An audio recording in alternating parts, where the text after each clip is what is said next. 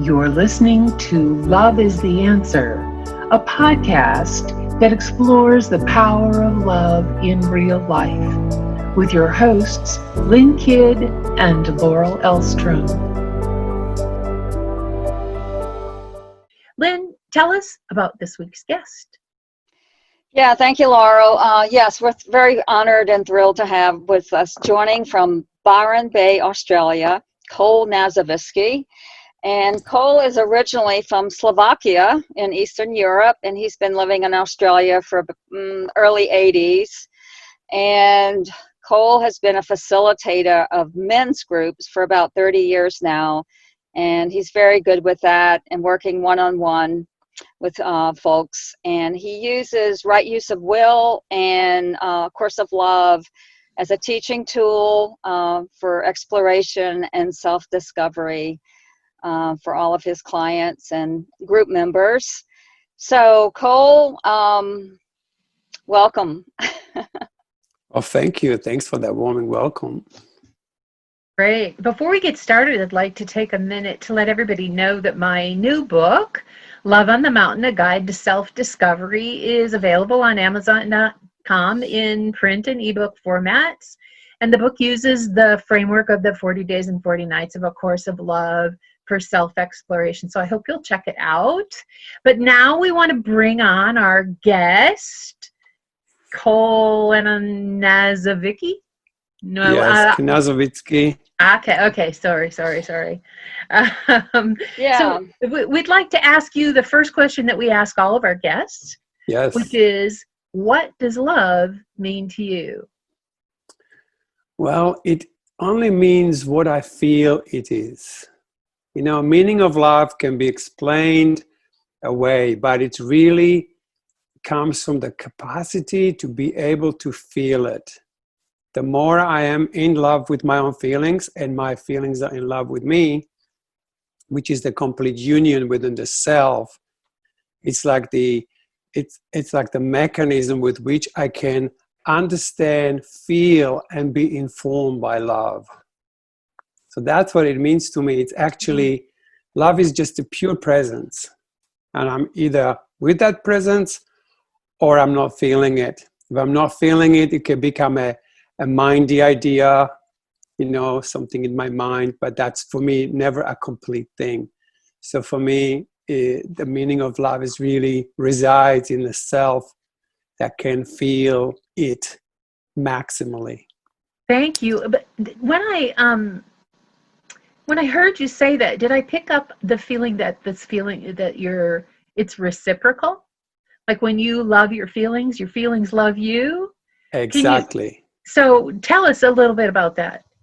Well, for a long time, I was learning how to develop deeper relationships to my feelings, because I realized it's not even so much feelings as it is my relationship to them. My relationship with my feelings was not good.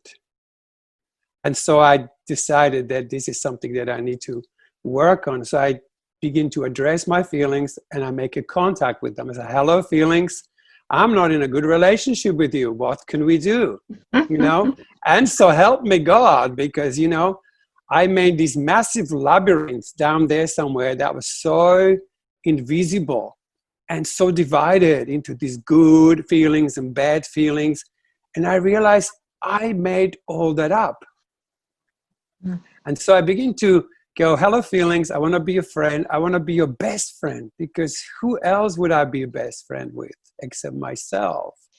So I begin to work with this feeling individually. And at that time, they still were like, you know, shame, this feeling or that feeling. But eventually it all turned into one feeling. And eventually I begin to love all my feelings, no matter how ugly looking or scary, I love them. And I thought that was good. But then something incredible happened, and that was the miracle. Tell us. Feeling begin to love me. Even Feelings the negative one? Absolutely. I mean, negative feelings, it's only mind has made up this idea there is a negative and positive. And so mind is the one who needs repaired. it needs repair. You know, feelings are fine. It's our relationship from the mind to the feelings that needs that repair job, if anything.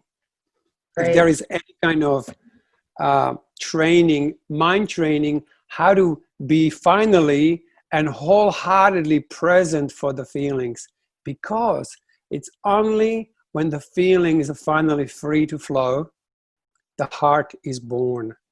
And that really is the Christ child.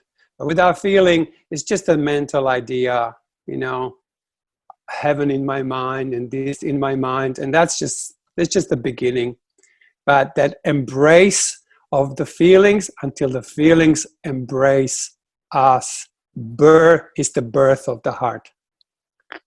That is beautiful. Thank you. Yeah, beautiful. So Cole, what was coming up for me is it's almost like you are in relationship with the whole experience. And I had a question that came up just now in the moment when you're talking about feelings. Are feelings part of the energy of love? Or is there a difference between the energy of love and what a feeling is?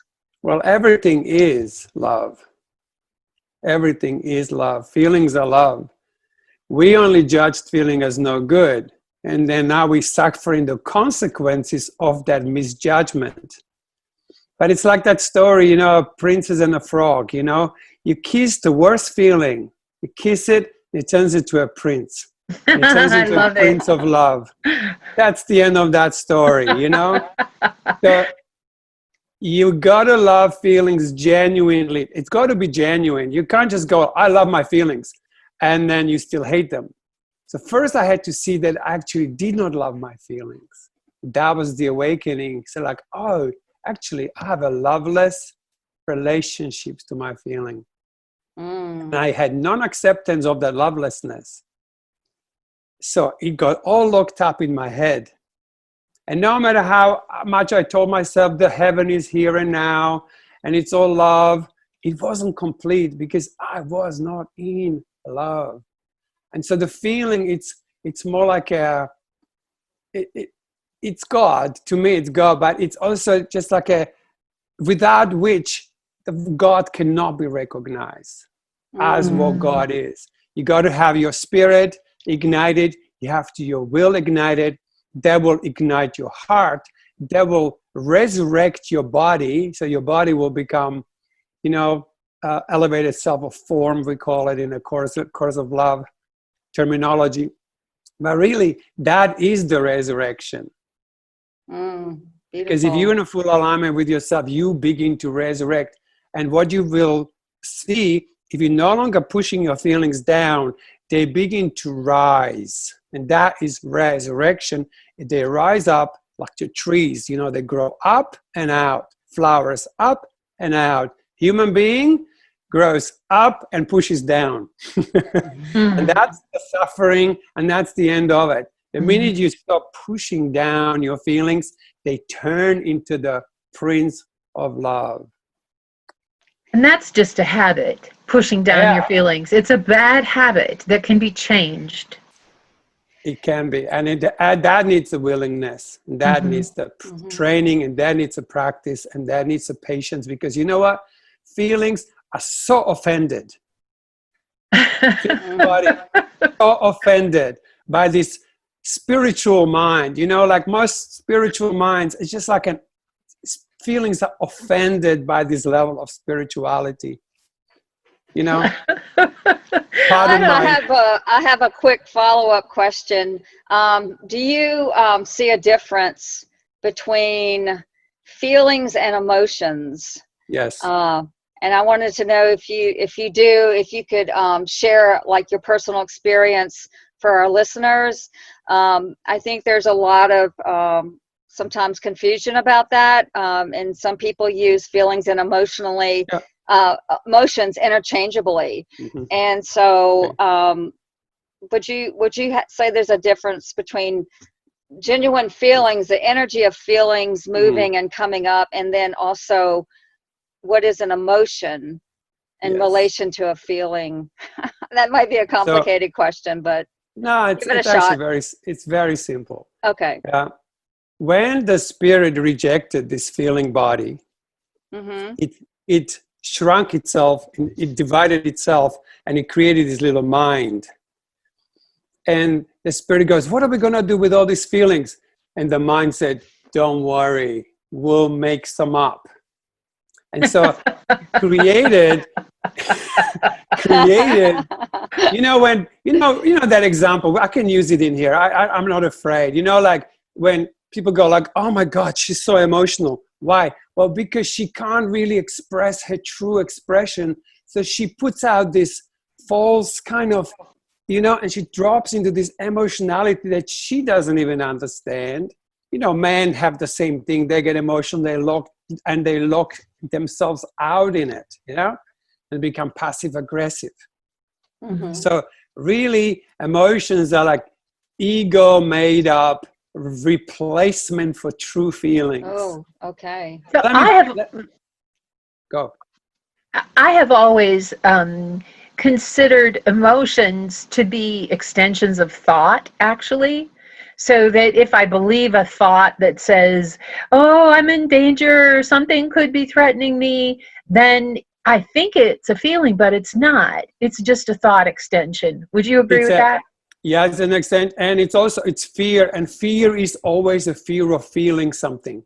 Because you go, I'm afraid to go into this because how it's going to make me feel. So fear is not even a feeling. It's just something that warns you that if you go in there, you're going to have to feel a lot. And that's the fear. It's always the fear of feeling, because feelings are so enormous. Like we only tap into the top of the level of feeling. What's underneath all that, it's profound.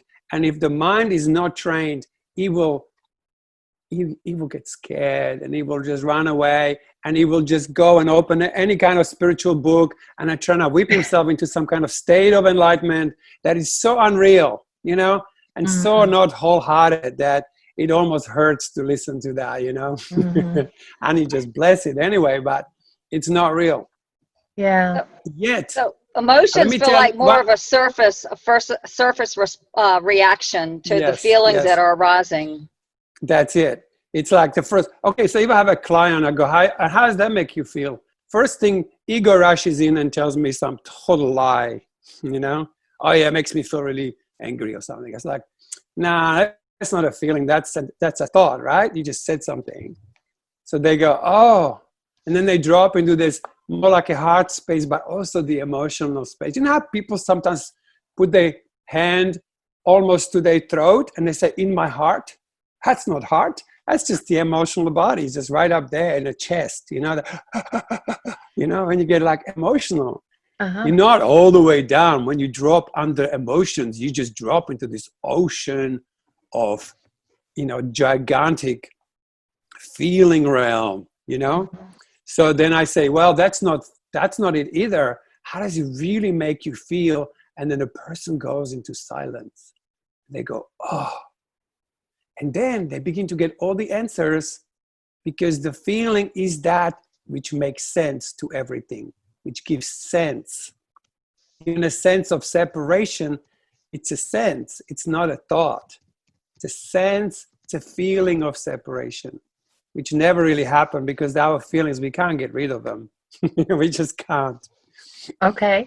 So can you take that technique that you use with your clients and give us a really practical way, if somebody is just starting in this, where they can apply that? Like, let's say they have a feeling come up. What would you advise them to do on their own if they're just beginning? Okay. So stop. Don't judge. Give the feeling space and say hello. Start with hello. When feeling actually feels this first hello rather than a rejection, it will say, you had me at hello. And it's that simple.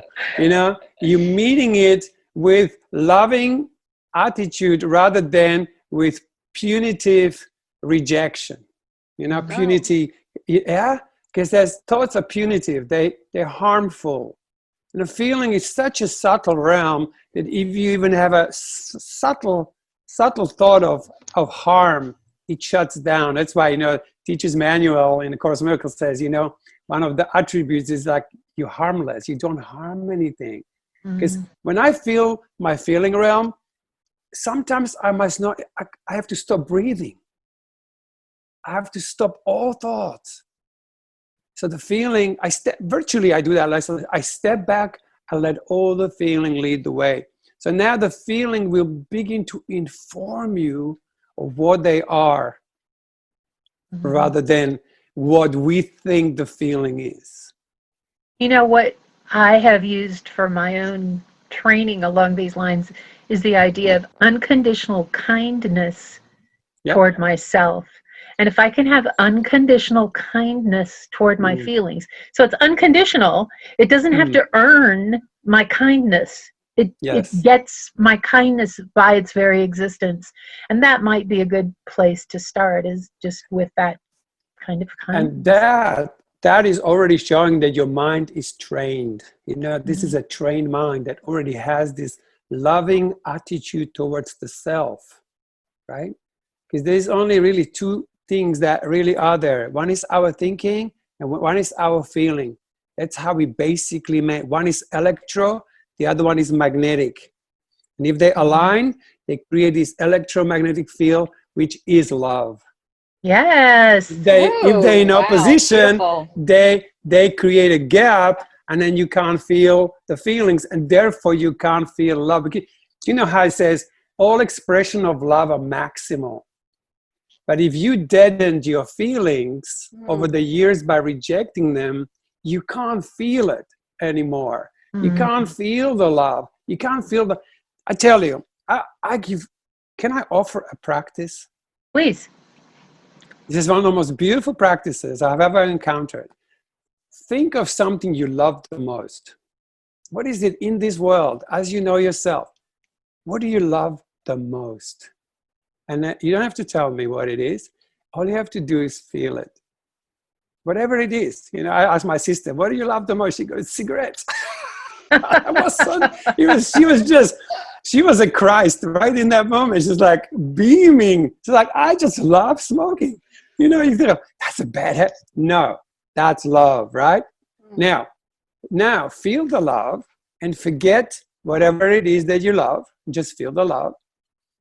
And then just step back and give that love space to be what it is. And that should really increase a little bit, just a tiny little bit. And then you step back even more and allow it even more to be felt the love, not the story, just the actual love that you feel. And allow yourself to feel it in your belly, in your legs, because it has to be embodied, in your chest, in your arms, in your head, in your earlobe, in your little toe, and just allow yourself to feel it even a bit more and a bit more. And then you will feel it's coming out of your body, and so you feel the whole room that you're in with this love. Just, you're not doing it, you're just opening the space for it to be what it is. And it begins to fill the room. Open the windows and let it flood the whole shire that you're living in. Then don't stop, you know? Sky is not the limit. Embrace the whole cosmos. And if you do this every day, you get good at it. And I think it's the fastest way to love. Because love's already in you. Love is already in you. It's just, and then you begin to give it. The more you give it, more you have it. The more you have it, more you give it, more you give it, more you have it. This does never stop. And that's how you sustain it. All right. Sustained awareness of love by the act of being given away. Trying to stop me, ladies.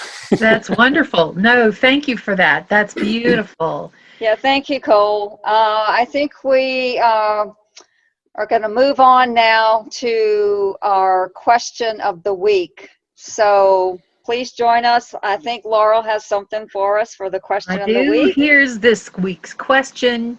I've lost my job and I'm not able to pay my bills. How is love the answer to this situation? Okay. So we'll each give our perspective. Do you want to start, Lynn?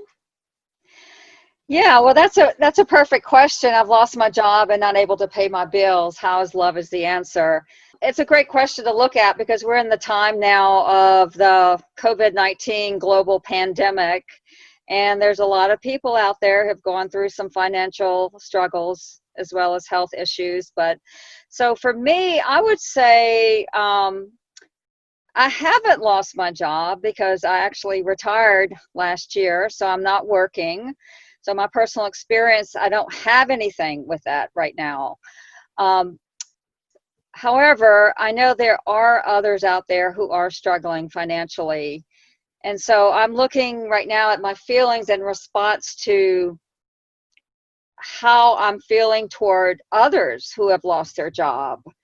And that's the only experience that I can relate to right now. And so for me, it's there's compassion for those who have lost their jobs. And I can feel that. I feel the struggle. It's almost like a collective energy that I can feel. There's a struggle, there's worry, there's fear, and I absolutely can feel compassion for that. But also there's something in me too. There's like a light inside of me that goes off even when I feel the compassion of the struggle and the fear that's going on with others out there who have lost their job. There's a light inside of me that gets turned on at the same time. And I also am able to feel that light within my own heart and then allow it to expand out to others. Thanks, Lynn. How about you, Cole? How would you respond to that? Well, I would have to, because there's two things in there, right? So first one is I lost my job. How does that make me feel? And then wait for the true feeling to arise about it. If I have a bad relationship with this feeling, that's what actually created the loss of job in the first place. Because for me to see something that I haven't seen yet before. Now, as soon as I am one with myself with that feeling, I will become magnetic. And tomorrow someone offer me a job. Because I see my relationship to that feeling of what it feels like to be retrenched or, to be sad. It's a feeling thing. And then other one is the money, a loss of income, which is really the abundance. How does that make me feel that I'm penniless? And again, the ego will rush in and we'll try to define it, forget it. Your heart will just jump in, will try to go like, yeah, let's just love it, forget it. How does it make you feel that you're penniless? Get in touch with that feeling, true feeling. Notice your relationship to that feeling. That feeling becomes magnetic. Magnetic magnetizes things, and any lack that you are experiencing will be provided in the best possible way. Right? So for example, in my case, one day I had no money. All I had is this little van, but I had this feeling, of abundance in me. And I just walking down the road and someone said to me, "Where are you going?" I says, "Oh, I'm just leaving this whole establishment. I had enough." "Where are you going?" I says, "I don't know." He says, "Why don't you go to my land and park your van there?" So now I had a place to stay straight away. And he said, "If you help me to cook, you can always share my meal." So I didn't need money. I didn't need anything. Everything was provided, but in a way that I did not expect it to be provided. So one doesn't have to just think about money. One has to look at what is the true abundance. Because true abundance in you will magnetize to you everything you need and exactly as you need it before you even knew that that's how you need it. Anyway, that's my way of Chocolate Okay, Thank milk. Laurel, you. how about you? Yeah, so I'm glad you brought up the idea of abundance because I think that, we're always abundant, but it's just that what we're abundant in changes. So it's such an opportunity. I know that it brings up fear and some of those feelings that you were talking about that we want to distance ourselves from, but Mm-hmm. it's such a huge opportunity to really look at the beliefs that I'm holding about my experience. And it's an invitation to surrender to whatever life is bringing at this time, and a huge invitation to trust whatever experience I'm having at this time, and to know that everything that happens to me is for my highest good. Everything that happens is here for me. It actually comes from love. And if I turn and befriend my feelings and I befriend my experience, I will find the huge abundance and wealth that comes from that. So, Yeah, thank yeah, you, that's Amen. Laurel. easy to Thank say, you. right? Yeah, well, I think that's all the time we have for today. Sorry, we have reached our time, and thanks so much for all of our listeners who have joined us today. And be sure to listen next time. Our guest will be Cindy Stroud for our next podcast, which will be 2 weeks from today, and she is associated with onewhowakes.org, and also Beyond Belief into Presence.